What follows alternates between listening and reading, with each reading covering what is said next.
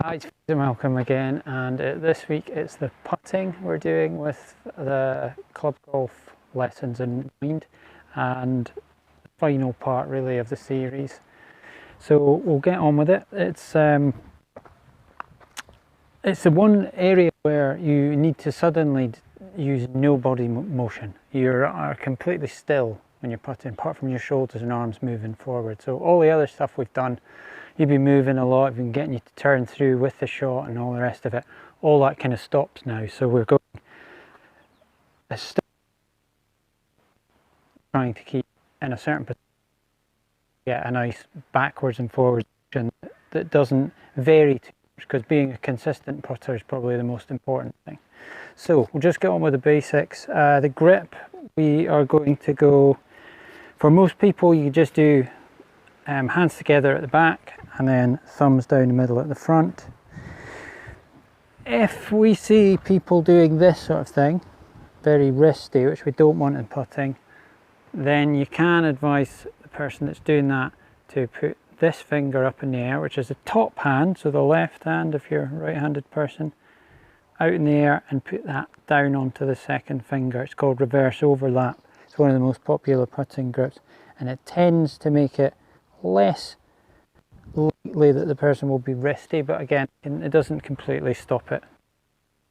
But hold it really lightly as you're doing any sort of golf, and especially putting.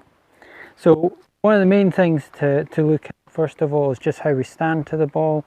So look over the top of it. You're imagining that if you took a ball from where your eye is, dropped it, that's where the putter should be. So you don't want it that you're going there and then you drop the ball and it's nowhere near the putter. So that's going to cause you to move a lot. We want to be still, and one of the biggest problems I see with juniors is standing with, usually with putters that are miles too long for them, having to stand away back from it, and they end up getting lots of body movement involved. So if you get over it like this, then you've got a chance of being able to swing straight back and straight through. So if you look at it like from this angle, this is the most common action I see. Somebody moving the body through with the putter, and if you're able to get into this position like that, then you should start to see more of this look. So they're very still on the way through.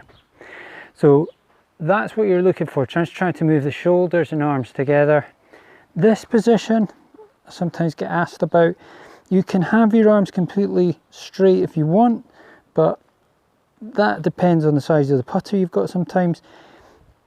If I was to hold this putter full length, and you see it from this angle, then it would be difficult and awkward for me to get over the ball. I'd have to splay my arms out very, very far to get over the ball. So what I do is I just splay them out a little bit. I've got them so they're not ramrod straight, they're just slightly relaxed, and that's fine. But the key is keep this angle, whatever angle you start, whether you're a triangle or a slight diamond bent arm shape, keep it the same the whole stroke. Don't let it change. And you might think, well, that's easy, but most people do this sort of thing. Now that's changing. That's me going, all these arms are changing position. If I keep it like that, then I've got a chance of being a good putter.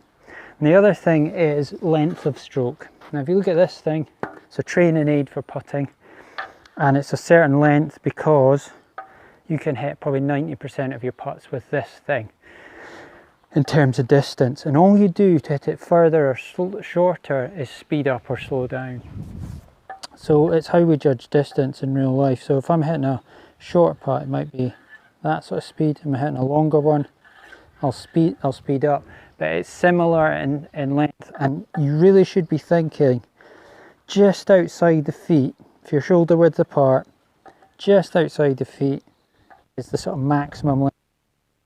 Try to keep it in there. So if I was hitting a really long putt, it'd be like that, or a short one would be slower. Now it's a wee bit shorter, I know that on the short swing, but generally thinking about the speed, because if you think about how you roll and how you judge distance. So if I'm rolling to that first cup there, somebody says roll it there, I do that, and I don't have to think about it. And then if I'm rolling to the other side of the garden, I do that. Now if you were to take images of that slowly, that first swing would be back and through to there, and the second swing would be back and through to there. It'd be pretty similar length of swing, but the big difference is the speed that that's moving on the slow and the fast and the far and the short. So use your own built-in judgment of distance that you've got as a human being to judge distance from the pace of your swinging arms, rather than worry about, oh, it's a 10-foot putt, so I've got to move 6 inches back and 8 inches through or something like that. I tend to always think I've got to try and keep this compact, so I'm trying to keep it that it doesn't go much past there, and it doesn't go much past there. It probably, this is a bit stricter on the way back. I don't really ever go much past that, and I sometimes carry on a little bit past on the forward stroke, but again, trying to keep it into lines that outside, just outside my body. So that's the grip and the stance and the stroke. Another bit about stroke is just to have a look at this idea. So we're going, you want to imagine a putting stroke is straight back and through. So it's sometimes good to put 2 lines down. They don't have to be these aiming sticks, it can be anything. Get your head over the ball, get your feet shoulder width apart, nice relaxed grip, and just try and practice putting, either hitting a ball or just grooving your stroke inside the 2 lines. And you can aim at something and obviously try to hit it. And that really gives you a good idea of how you want to try to think about swinging the putter. Straight back and through is probably the most simple way to think about it. We'll get Lils in to have a wee go of a couple of putts and see if she's doing anything that we need to talk about. I'll put these away just now. So there's just your putter at the moment. We'll talk about the other things in a minute that we might use, because I know not everyone's got a putter. So you go to that far away one, yeah?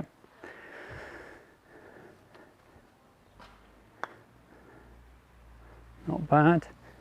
And then another one, let's have a look. Right, so the things that I would say to Lily there were that I just thought maybe there was a little bit more body movement through to the putter than I would want, and I would want to make sure, if you saw from this angle, that she was over the putter a bit more, so that the arms might have to come out, and then she gets over it, and then she would, when she goes through, she's still over it. She's not looking up, following the ball through. Don't follow the ball through to watch where it's gone. So see if you can stay over it a bit more and not move your body through. Still lift up a wee bit. It's quite tempting to do. You're just trying to keep that putter low to the ground as you go through, and but the head stays back. So you would just try and hold this head back. That's more like it, yeah. But it's good you're not wristy, you're not doing any of this, which is great. Right, so final thing is just a little talk about things, other things that you can use. Got this little hockey stick here. You can use, somebody suggested an umbrella with a little hook handle. That could work with a tennis ball if you don't have a putter. But it works just as well. Get your head over it and putt through. Another one. I think I've held any putts in any of these putting videos, but they sometimes go in. But I'm not hitting it miles away. And then the classic, my boss that I used to work for at North Atlantic Westlinks, David Hush, came up with sayings all the time, really funny sayings. And one of them was, this guy couldn't putt for a toffee. He was unbelievably bad at putting. His putting stroke was terrible. He said, oh, he's a nightmare, you know, you can't even watch him when you're out there, it's just horrible. And he said he'd be better putting with a wellie boot and an orange. So let's have a go with a wellie boot and an orange and see if we can get one in the hole. I haven't managed it with the normal putter. Just get my head over the ball, shoulder width apart. You can't do the grip with a wellie, but you can keep your putting stroke good. Struggling to get the distance. Let's go for a short one, see if we can get it in the hole.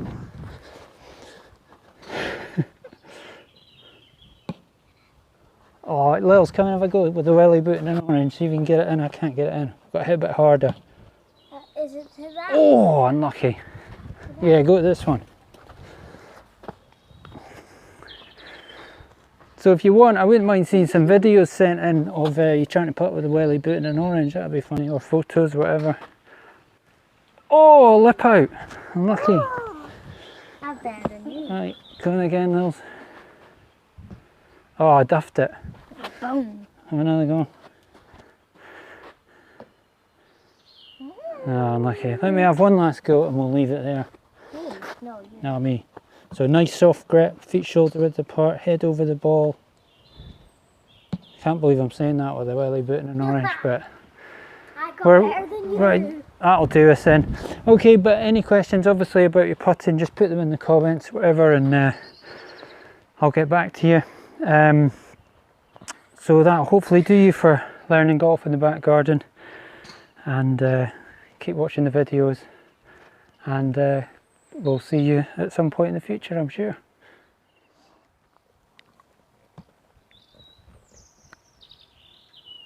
Oh, make the subscribe button go grey and make that bell go ding, and make sure to smash it.